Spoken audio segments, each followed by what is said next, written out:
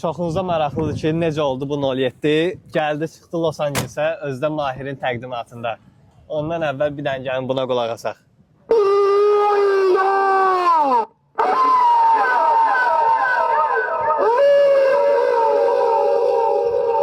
Nəysə, gəlin maşın hekayəsini sizə danışım. Deməli, Ülvi maşın haqqında məlumatlar verəcək. Bilirəm ki, artıq suallar versiniz. Neçəyə gəldi, maşın neçənci ildir, necə gəldi? Ona görə mən sualları sənə verəcəm, sən də mənim üçün cavablar. Neçənci ilin maşındır bu? 2012. Nə qədər xərcə gəldi? Yəni mən indi getdim, Bakıdan bir dənə maşın götürüb bura gətirmək istədim. Nə qədərə başa çıxacaq? Ortalama 10 min xərci çıxır da. Məsələn 5 min yol pulusu, 5-7 min arası yol pulusudur. Konteyner almalısan, şübhə eləməlisən bura.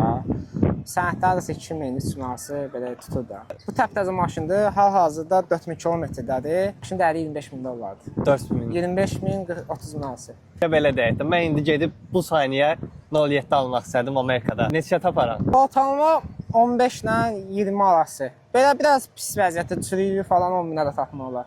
Dəyəri 25 min amma satmırsan da. Satılmıyor. 30 min verən oldu hətta, yəni satılmadı maşın. Hədə yəni dəyər qoyulub bu dəqiqə yəni 50 min də desək, Satılmıyor. 50 min verirəm bu dəqiqə satmırsan. Yox. Bas əl sıxışarıq ha. Yox, heç satanmadı. Ya, 50 Ben min. nə vaxt gəsir amma satdı.